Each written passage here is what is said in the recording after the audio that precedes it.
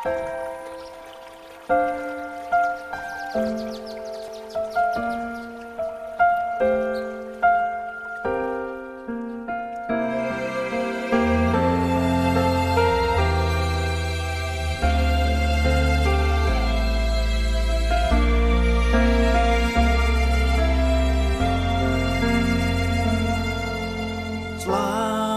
pagi Allah Bapa, selamat pagi Yesus, selamat pagi Roh Kudus, selamat pagi Tuhan. Terima kasih buat cintamu membangunkan aku. Hari baru kau berikan, terima kasih Tuhan. Saat ku terjaga, malam telah berlalu, hari baru menjelma, fajar hidup mereka. Oh betapa besarnya rahmat-Mu ya Tuhanku, selalu baru setiap pagi. Indahnya burung berkicau bernyanyi, memuji Allah Sang Pemberi. Hatiku bersyukur, jiwaku memuji Yesusku, semua karena kasih-Mu.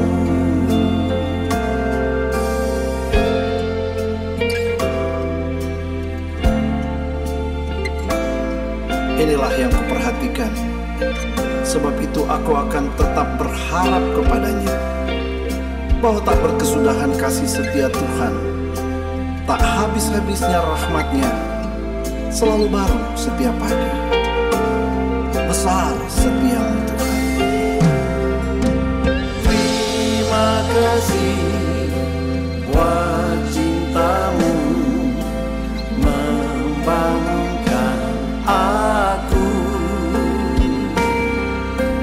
Hari baru kau berikan, terima kasih Tuhan. Terima kasih Tuhan.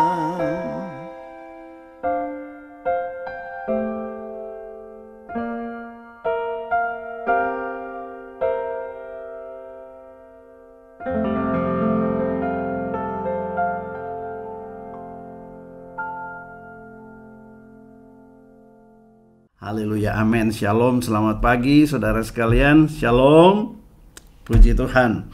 Nah, kita sudah sering kali mendengar kata ketidakadilan. Di mana-mana ada ketidakadilan. Di dunia ini tidak ada keadilan yang sejati. Nah, sering kali kita berkata kita merasa diperlakukan tidak adil. Berapa banyak yang pernah mengalami diperlakukan tidak adil? Masalahnya begini, kita merasa kita sudah melakukan yang terbaik, tetapi kok kita diperlakukan kurang baik, maka kita merasa tidak adil. Saya sendiri sudah sering kali dulu waktu masih di dunia sekuler, saya selalu melakukan yang terbaik, tapi sering kali mendapatkan atasan yang memperlakukan tidak adil. Nah, apa yang saya lakukan? Saya belajar dari Yusuf. Nah, saudara, Yusuf seringkali mengalami perlakuan yang tidak adil. Dan yang saya alami selanjutnya, kalau ada yang memperlakukan saya tidak adil dan memang saya sudah melakukan yang benar, maka Tuhan akan beracara. Pertama, Tuhan akan beracara untuk menjamah hati pimpinan saya ada di situ, atau Tuhan bawa saya, kalau dia tetap menghambat karir saya, Tuhan bawa saya ke perusahaan yang lain, tetapi meningkat, jadi makin naik dan tidak turun. Dan itu saya alami dalam perjalanan saya berkarir, bekerja di sekuler. Nah, saudara yang kasih Tuhan, Tapi kita mesti perhatikan baik. Kadang-kadang kita merasa kita sudah berbuat yang terbaik. Padahal kita perlu koreksi, mungkin ada hal-hal yang kurang baik. Nah, itu sebabnya kembali Amsal 1 ayat 33 berkata, siapa yang mendengar aku? Kalau apa yang kau lakukan karena engkau mendengarkan suara Tuhan, maka engkau akan tinggal aman, terlindung dari segala kedahsyatan dan malapetaka. Sekalipun orang mau memperlakukan kita tidak adil, tapi Tuhan akan melindungi kita dengan caranya. Nah, saudara, saya mau baca dari Kejadian pasal 39 mengenai Yusuf nih. Ayat 19 sampai dengan ayat 23. Mari kita lihat pelan-pelan ya. Saya harap saudara bisa ikut membacanya. Ayat 19 berkata, baru saja didengar oleh tuannya perkataan yang diceritakan istrinya kepadanya. Begini, begitulah aku diperlakukan oleh hambamu itu. Maka bangkitlah amarahnya. Lalu Yusuf ditangkap oleh tuannya dan dimasukkan ke dalam penjara, tempat tahanan-tahanan raja, dikurung. Demikianlah Yusuf dipenjarakan di sana. Saudara, Yusuf ini mengalami karena fitnah daripada istri Potifar. Itu fitnah, 100% fitnah, karena dia tidak melakukan, justru apa yang dia lakukan adalah untuk menjaga kehormatan dari keluarga itu. Tetapi biasanya di atas kita ini lebih dengar kepada provokator daripada kepada yang benar. Itu sebabnya kalau kita lihat akibat fitnah Yusuf di penjara. Nah, lagi-lagi Yusuf menjadi korban ketidakadilan untuk yang kesekian kalinya. Ketidakadilan yang mengerikan, tanpa diadili, tanpa ada kesempatan untuk membela diri, itu langsung turun hukuman. Nah, saudara, apa yang Yusuf alami itu sepertinya habis manis sepah dibuang. Kira-kira begitu yang Yusuf alami ya. Ayat 21, tetapi Tuhan menyertai Yusuf. Nah, ini dia. Kenapa Tuhan menyertai Yusuf? Saudara, karena Tuhan terikat kepada janjinya dalam mimpi Yusuf. Nah, Tuhan menyertai Yusuf. Apa yang terjadi? Melimpahkan kasih setianya kepadanya. Sekalipun kita diperlakukan tidak adil, kalau memang engkau sudah melakukan yang benar, maka kasih setia Tuhan akan menyertai engkau. Dan membuat Yusuf kesayangan bagi kepala penjara itu. Sebab itu kepala penjara mempercayakan semua tahanan dalam penjara itu kepada Yusuf. Artinya dia jadi supervisor narapidana gitu ya. Dan segala pekerjaan yang harus dilakukan di situ dialah yang mengurusnya. Luar biasa. Nah, saudara, sekalipun kita tercampak di dalam kesulitan yang lebih besar lagi karena ketidakadilan, di sana pun keadilan Tuhan itu berlaku. Dia jadi kepala dan bukan ekor. Walaupun kepala semua narapidana pesakitan di situ, ya namanya kepala, ya kepala lah. Nah, saudara, kemudian dan kepala penjara tidak mencampuri segala yang dipercayakan kepada Yusuf. Kenapa? Karena Tuhan menyertai dia dan apa yang dikerjakannya dibuat berhasil. Sekalipun engkau mungkin dibawa turun ke bawah, tapi kalau engkau tetap disertai Tuhan, dalam hal kecil pun juga engkau pasti berhasil. Haleluya. Sebab itu enggak usah mengeluh. Nah, saudara, Yusuf tidak buat kesalahan, tapi Yusuf menjadi korban ketidakadilan karena fitnah yang keji. Tapi saudara, bagi Yusuf, ternyata Yusuf melihat itu bukan sebuah rangkaian ketidakadilan, melainkan sebuah realita perjalanan menuju impiannya. Nah, mari kita belajar bagaimana Yusuf melihat apa yang sedang terjadi. Sekalipun kita anggap itu ketidakadilan, kadang-kadang Tuhan pakai kondisi ketidakadilan ini dan ingin menguji bagaimana kita melihat itu. Masih percaya nggak bahwa Immanuel menyertai kita? Kalau percaya, maka kita akan melihat bahwa apa yang terjadi di depan kita itu adalah sebuah rangkaian perjalanan menuju impian, menuju tujuan hidupmu yang Tuhan sudah sediakan. Nah, yang penting di sini hari ini mari kita lihat bagaimana Yusuf melihat, menanggapi dan bereaksi menghadapi realita ketidakadilan seperti itu. Yang pertama, Yusuf tidak pernah menyalahkan Tuhan. Yusuf tidak pernah berpaling dari Tuhan hanya karena sepertinya dia kok makin turun dan tidak naik. Yang kedua, Yusuf tidak pernah menyalahkan siapapun juga.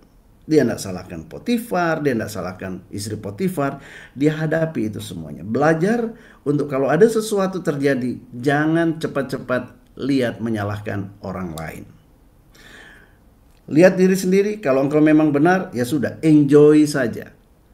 Karena Tuhan menyertai engkau, dia tahu apa yang terbaik untuk dia lakukan buat saudara. Nah saudara, kembali ke Yusuf, lihat. Apapun sulitnya situasi yang dia hadapi, namun Yusuf tetap memelihara hubungannya dengan Tuhan. Hubungan Yusuf dengan Tuhan tidak berubah hanya karena di penjara. Hubungan Yusuf dengan Tuhan tidak berubah hanya karena diperlakukan tidak adil. Saudara, yang kedua, apapun sulitnya, lihat di sini, hubungan Yusuf dengan siapapun tidak berubah. Tidak berubah. Jadi ke atas tidak berubah, ke samping tidak berubah. This is a kind of a man of integrity. Inilah modelnya orang yang punya integritas. Apapun yang terjadi, dengan Tuhan tidak berubah, dengan sesama tidak berubah. Nah mari lihat upahnya dari orang yang punya integritas seperti ini. Di balik jeruji penjara sekalipun, ada Tuhan di sana menyertai dia. Ya, kalau engkau orang yang punya integritas, apapun yang kau hadapi, upahnya adalah di sana, dimanapun keadaanmu, di sana Tuhan menyertai. Yang kedua, sesama narapidana bersahabat, suka sama dia. Engkau tidak akan terisolasi. Kalau engkau a man of integrity, maka engkau akan melihat engkau tetap baik dengan semua orang. Dan yang ketiga, bahkan kepala penjara juga sangat kagum atas sepak terjangnya, lalu mengangkat Yusuf menjadi kepala para narapidana. Nah, itu upah kalau kita hidup punya integritas. Situasi boleh berubah, but a man of integrity will never change. Situasimu boleh berubah, tapi orang yang punya integritas itu tidak akan berubah. Yusuf telah mendemonstrasikan kualitas itu, yaitu kualitas a man of integrity. Dan itulah kualitas warga kerajaan sorga. Mari kita miliki integritas. Integritas kita kepada Tuhan itu harus terwujud dalam integritas kita di tempat di mana kita bekerja. Apapun engkau diperlakukan, lakukan yang terbaik. Integritas dengan sesama, di dalam pelayanan dan semuanya. Tuhan sedang bicara kepada kita, tahun 2021 adalah tahun integritas, maka kita mesti mengerti ini. Nah, Alkitab berkata begini dalam Roma 8 ayat 35. Siapakah yang akan memisahkan kita dari kasih Kristus? Siapa? Penindasankah? Kesesakankah? Penganiayaankah? Kelaparankah? Ketelanjangankah? Atau bahaya? Atau pedang? Tidak ada yang bisa memisahkan kita dari kasih Kristus, kecuali kita yang memisahkan diri dari Kristus. Nah saudara, Roma 14 ayat 17 sampai 19, camkan ini baik-baik. Kalau kita warga kerajaan sorga yang punya integritas, dibilang begini, kerajaan sorga bukan soal makanan dan minuman, tetapi soal kebenaran, damai sejahtera, dan sukacita oleh Roh Kudus. Kalau kita sebagai warga kerajaan sorga, mari kita demonstrasikan itu. Apapun yang terjadi, urusan kita bukan yang utama adalah masalah perut, tetapi masalah tetap hidup dalam kebenaran, jaga hati dengan damai sejahtera, tetaplah penuh dengan sukacita. Ayat 18 ini menarik. Barang siapa melayani Kristus dengan cara ini, artinya hidup kita ini adalah sebuah pelayanan buat Tuhan. Dalam sebuah pelayanan tantangan pasti ada. Tapi kalau kita warga kerajaan sorga, Tuhan bilang, kalau kita hidup dengan cara ini, ia berkenan kepada Allah dan dihormati oleh manusia. Itu yang dilakukan Yusuf. Sebab itu dikatakan, marilah kita mengejar apa yang mendatangkan damai sejahtera dan yang berguna untuk saling membangun. Itulah man of integrity, seperti itulah warga kerajaan sorga yang berintegritas. Nah saudara, a man with integrity itu akan menanggapi ketidakadilan apapun itu sebagai batu lompatan, stepping stone, untuk melompat lebih jauh ke depan. Sekali lagi, orang seperti Yusuf, a man of integrity, dia akan menanggapi apa yang dialami itu, apapun, sebagai batu lompatan untuk melompat lebih jauh ke depan. Bagaimana dia bereaksi di situ? Be adjustable, not meltable. Itu bahasa Bataknya begitu, bahasa Karonya lain lagi ya. Artinya begini, menyesuaikan diri dengan keadaan tanpa meleburkan diri kita menjadi seperti keadaan itu. Be adjustable, not meltable. Ya. Nah, artinya apa? Dimanapun kita ada, kalau kita melihat itu sebagai batu loncatan, maka kita akan menjaga keseimbangan kita. Kita jaga keseimbangan supaya kita tidak jatuh dari batu itu tanpa kita harus menjadi batu. Kalau kita jadi sama-sama batu, kita tidak perlu jaga keseimbangan kan, udah batu. Ya, tetapi kalau kita jadi sama seperti batu, kita nggak bisa melompat lagi.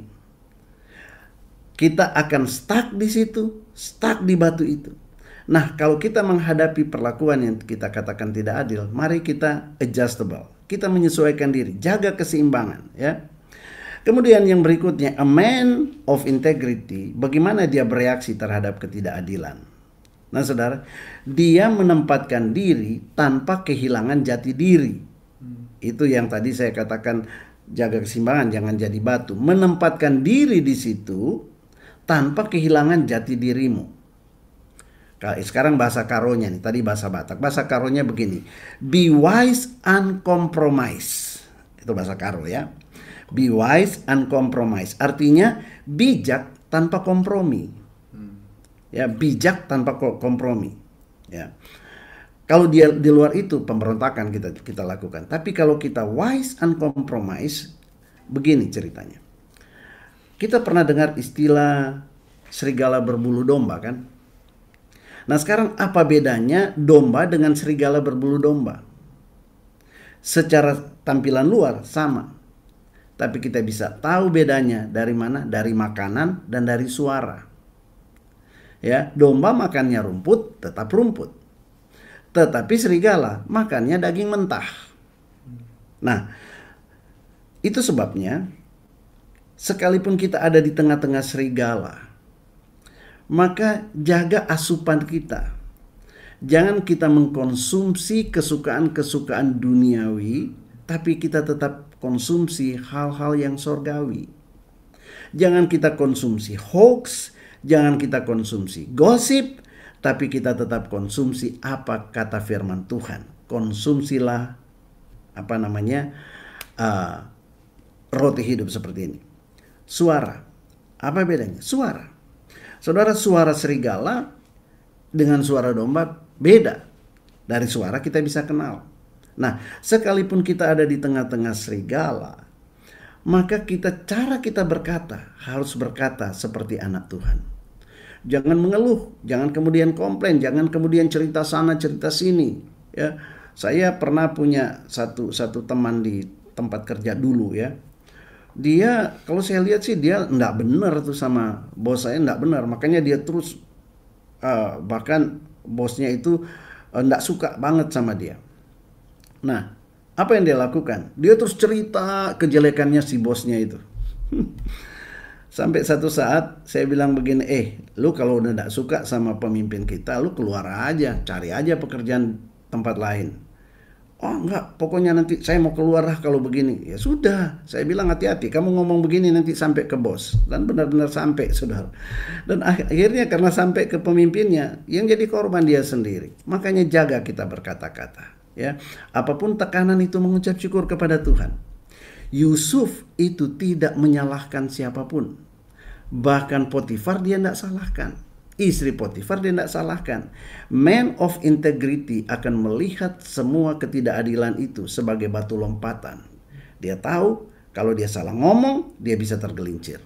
Itu sebabnya saudara, be wise and compromise artinya begini. Di tengah kepungan serigala, jadilah domba berbulu serigala. Ya, saya ulangi. Jadi domba berbulu serigala. Maksudnya apa? Tampilan luar Anda sepertinya, kan Rasul Paulus bilang di orang Yunani, jadilah seperti orang Yunani, tapi dia tetap bukan orang Yunani. Sama dengan kita tetap anak Tuhan. Kita sedang hidup di tengah-tengah dunia yang penuh dengan serigala. Jadilah domba tetap, tapi bulunya serigala. Nah, itu sebabnya jangan makan makanan serigala. Jangan berbicara seperti serigala, itu maksudnya. A man of integrity bereaksi terhadap ketidakadilan dengan be wise and compromise. Mazmur 37. Ini kemarin kita baca juga Mazmur 37. Saya mau soroti sekarang ayat 3 sampai ayat 6. Dikatakan begini, percayalah kepada Tuhan dan lakukanlah yang baik. Itu dia. Diamlah di negeri dan tetap berlaku setia. Bergembiralah karena Tuhan.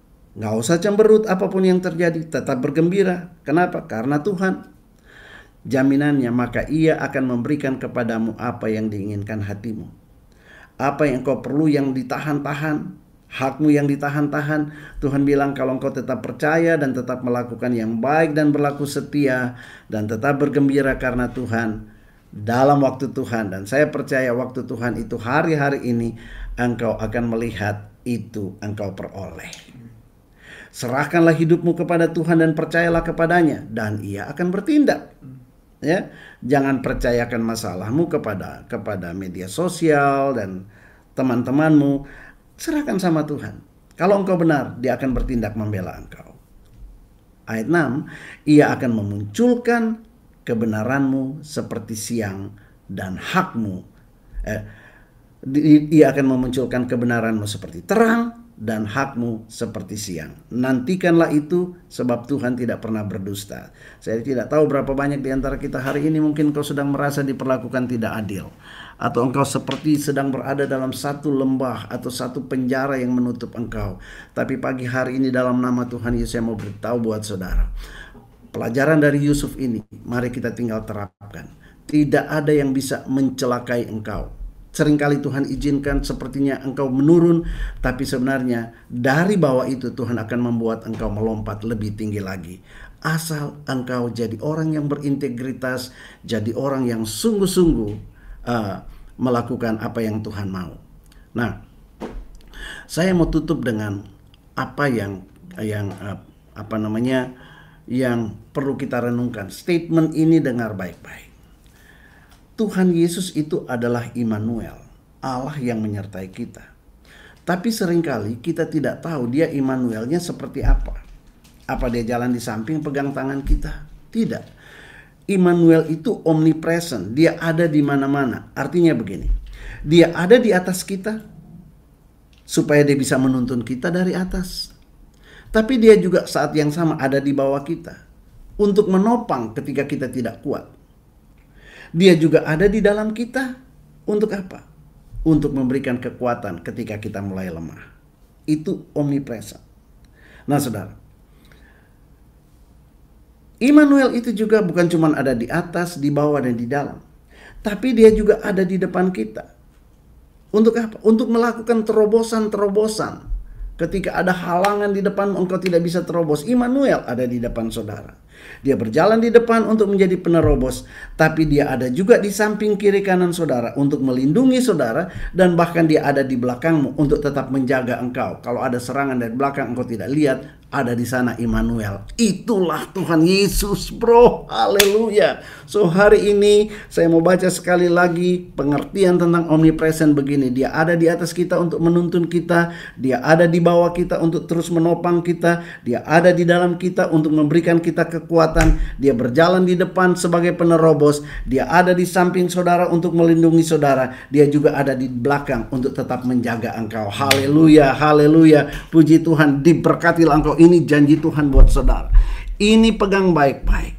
Pagi ini Tuhan berfirman, saya nggak tahu siapa di antara saudara yang memang mungkin sedang menanti-nantikan kekuatan tuntunan seperti ini. Tapi saya percaya, kalaupun Anda hari ini tidak mengalami seperti Yusuf, Anda dengar baik, simpan itu dalam hati. Mungkin besok hal itu akan terjadi dalam hidupmu. Tapi hari ini engkau sudah tahu jalan keluarnya. Puji Tuhan, haleluya, haleluya. Kami bersama-sama mengangkat tangan ke sorga. Dan lagi Tuhan, di tempat ini kami minta, biar kiranya api dari sorga itu turun. Api Roh Kudus, api Pentakosta yang ketiga, yang mempunyai kekuatan kuasa yang luar biasa. We need you, Holy Spirit. The third Pentecost, come down, Lord. Datang, turunlah kiranya. Api Tuhan turun pagi hari ini. Turun pagi hari ini Tuhan ke atas altar ini ya Bapa. Dan Engkau melihat semua yang kami letakkan di atas altar ini Tuhan, yang membutuhkan kesehatan. Tuhan, api dari surga, api Roh Kudus, Engkau adalah penyembuh itu sendiri. Dan Engkau melihat juga Tuhan semua pokok doa yang ada di altar ini, semua apa yang diucapkan oleh anak-anak-Mu. Tuhan, aku berdoa dalam nama Tuhan Yesus, mereka taruh di altar ini karena Engkau yang menyuruhnya kami buat altar. Dan Tuhan, biarlah Engkau sendiri Tuhan yang melihat segala sesuatu, apa yang baik daripada yang mereka minta. Tuhan, kami berdoa, api Roh Kudus itu turun sekarang ini. Turun dalam nama Yesus, dalam nama Yesus, dalam nama Yesus, dalam nama Tuhan Yesus, dalam nama Tuhan Yesus. Api Roh Kudus menjilat semuanya, menghanguskan semuanya, memurnikan semuanya, dan memeteraikan semuanya. Dalam nama Tuhan Yesus, dalam nama Tuhan Yesus. Terima kasih Bapa. Biar malaikat dari sorga turun saat ini dan membawa semua doa kami kepada Tuhan. Dan kami melihat sorga akan meresponinya dengan hujan. Hujan berkat. Hujan berkat akan turun dan sedang turun saat ini. Kami minta dalam nama Tuhan Yesus. Send your rain, Lord. Kirimkan hujan-Mu Tuhan, membasahi setiap tanah hidup kami, membasahi setiap ladang kami, membasahi setiap pekerjaan, setiap usaha-usaha anak-anak-Mu. Turunlah Tuhan, kami tidak ingin hujan gerimis. Kami mau minta hujan yang lebat ya Tuhan. Hujan yang lebat turun saat ini, menjadikan gembur semua lahan dalam hidup kami, membuat subur terjadi. Dan apapun Tuhan yang kami sudah tabur untuk tahun ini, dalam nama Tuhan Yesus mulai bertumbuh. Dalam nama Tuhan Yesus. Saudara-saudara dengar baik. Sebagai hamba Tuhan, dalam roh saya sedang melihat sekarang tanah yang tadinya gersang warna coklat, mulai ada kehijauan yang turun. Saya tidak tahu yang mana milik saudara, tapi saya sedang melihat satu hamparan yang luas. Dan tadinya di awal-awalnya masih gersang, sekarang kulihat mulai ada sesuatu yang hijau. Salah satu di antaranya pasti milik saudara. Kalau mungkin bukan milik saudara, sedang menyusul akan bertumbuh. Tapi terima itu dengan iman. Dalam nama Tuhan Yesus, terimalah milikmu, terimalah jawabanmu. Bersabarlah menantikan sampai dia bertumbuh dan berbuah. Dalam nama Tuhan Yesus, dalam nama Tuhan Yesus, pengharapanmu tidak dikecewakan, sebab hari ini telah kulihat Tuhan sedang menumbuhkannya.